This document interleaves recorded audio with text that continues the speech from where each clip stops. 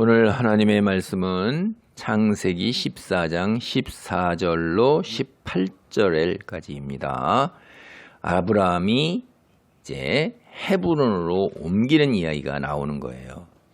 그러니까 우리가 이 앞에 보면 아브라함이 기근이 들여서 조카 롯과 함께 애굽으로 내려갔다가 이제 믿는 사람다운 행동, 그러니까 하나님만을 전적으로 의지하고 그리고 하나님이 인도하시고 보호하심을 신뢰하지 못해서 자기 생각으로 이제 그 어려움을 벗어나려 하다가 큰 수치와 부끄러움을 당했어요. 그리고 이제 다시 애굽을 떠나서 이제 올라왔습니다. 그곳이 이제 가나안으로 다시 올라왔고 베델 이르고 이렇게 왔어요. 거기에서 이제 예배를 드리고 같이 생활을 하는데 아브라함이나 롯이나 다 이제 소와 양과 이런 것이 넉넉하고 그 거느리는 사람들도 넉넉했기 때문에 동거하기가 어려웠어요. 그래서 서로 이제 갈라지는데 이 아브라함이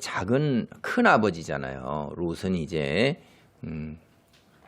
조카인데 이 롯의 그 탐욕이 여기에서부터 벌써 드러나기 시작하는 거예요. 그러니까 결국 롯은 우리가 앞서 살펴본 거에서 정말 안타까운 거예요. 롯이 이게 보면은 지역의 도시들에 머무르고 장막을 옮겨서 소돔까지 이르는데 소돔은 이미 벌써 여호와 앞에 악하며 큰 죄인으로 알려지고 있는 거예요. 그러니까 이 소돔과 고모라가 이미 당대에도 그 사람들 사이에서도 그 도시의 죄악상이 어떠한가가 다 알고 있는 거예요. 그게 특히 심한 거라 이 말이에요. 우리가 그 지역의 도시가 소돔과 고모라만 있는 게 아니라 여러 도시가 있는데 롯은 도시를 따라다니고 도시 안에 머문다 이 말이에요. 이게 이제 그 아브라함에 비하면 롯이 어리잖아요. 상당히 어리죠. 조카니까 한 세대에 나는 거죠. 그러니까 젊은 사람들 이렇게 생각하면 세상 풍조를 쫓고 유행을 쫓고 자기 중심적으로 살아가고 내 삶이요, 내가 누리는 거요. 이렇게 요즘 풍조도 다 그렇잖아요. 그 전에 우리가 같이 더불어 살 때는 공동체도 생각을 하고 가족도 생각을 하고 일가 친척도 생각을 하고 뭐 이렇게 지역도 생각하고 이런 것들 이제 동양적 사고로는 공동체적 삶이 있었고 그런 것이 어떻게 보면 굴레였단 말이에요. 그러니까 이제 서구 사회에 개인주의가 들어오면서부터 이제 권리라는 생각이 되게 되고 내 삶이라는 생각이 드니까 이게 뭐냐면 각자 홀로 서는 거고 자기 중심적 삶이 되는 거예요. 그럼 내가 어디서부터 비롯되어서 왔는가? 가족이요, 일가 친척이요, 그리고 지역과 국가가 테두리요, 공동체였고 그 안에서 내가 이제 삶을 이루어 나가게 되는 것이 가능하게 되었고 오늘의 내가 이르렀다. 이런 생각이 아니라 내가 한 번뿐이고 나지 누가 나를 대체할 수 있냐. 내가 사는 거지. 이게 이제 서구 사람들의 생각이었는데 그것이 이제 민주주의라는 것에 의해서 들어와 가지고선 그것이 나쁘다고 뭐 좋다 이런 생각보다도 그 개인주의와 개별주의의 그 틀 속에서 권리 생각을 하니까 계약 관계가 형성이 되는 겁니다. 내가 이렇게 하니까 너도 나한테 이렇게 해야 된다고 서로 이게 그러니까 서구 사람들은 그 계약주의예요. 계약주의. 내가 이렇게 하니까 상호주의로서 내가 이렇게 하니 너도 나를 이렇게 해라. 그래갖고 네가 그렇게 안 하면 나도 이렇게 안 한다. 그래갖고 계약과 의무의 관계인데 이게 우리가 들어와 가지고서 공동체적인 삶을 살던 거에는 계약과 의무가 없어요. 구성원으로서 이제 내가 해야 할 일이 있고 그리고 그 안에서 받는 것들이 있는 것들이지 그거를 계약관계로 이해해서 내가 의무사항으로 꼭 일해야 된다 그런 것이 아니었던 거죠. 한편에서 공동체주의가 더 나았고 더 좋다는 건 아니에요. 근데 생각이 그렇게 굉장히 다른 건데 이제 뭘로 생각하냐면 요점은 이거라 이 말이에요. 다 내 권리고 자기 중심적인 삶이고 내 삶이 우선이에요. 내가 부모로부터 비롯됐고 가족이 있고 일가 친척 있고 형제 있고 그거 아니에요. 내가 중요한 거예요, 내가. 그러니까 다 그런 생각이라 롯도 보세요. 그러니까 내가 중요한 거라. 그러니까 내 삶, 내 마음대로 사는데 내가 뭐 할아버지를 따라 나섰고 큰아버지를 따라 나섰지만 아버지가 돌아가셔서 안 계시니까 따라 나섰지만 그러나 난 내 뜻대로 산다 이거예요.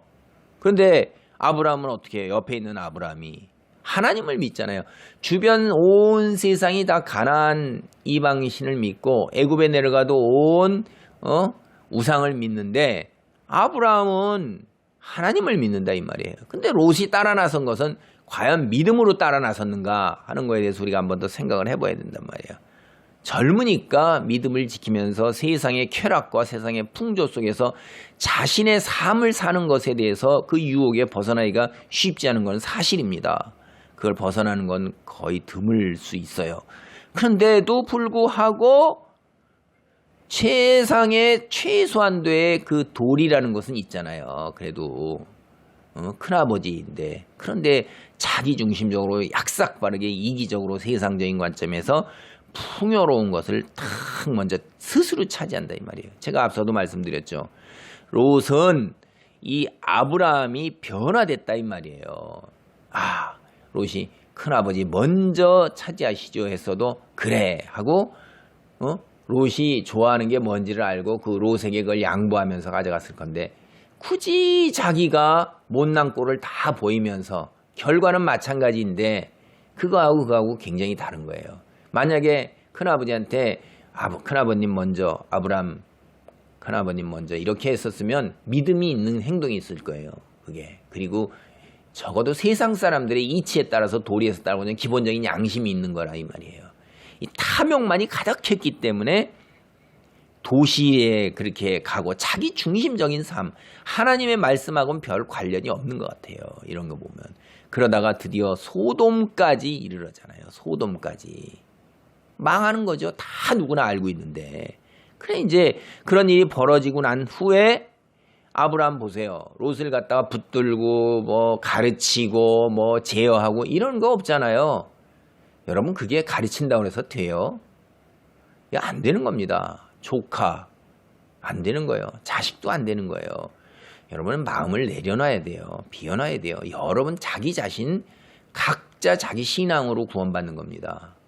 우리는 기도를 하고 그를 위해서 모든 것을 다 해주면 뒤에 보면 롯이 잡혀갔을 때 아브라함이 자기의 모든 것을 다 이끌고 가서 쫓아가서 구해와요. 그렇게 자기가 할 수 있는 일은 다 하지만은 가르쳐서 머리를 끌어가지고 뭐 이쪽으로 데리고 와서 뭐 이렇게 그거 되는 거 아닌 거예요.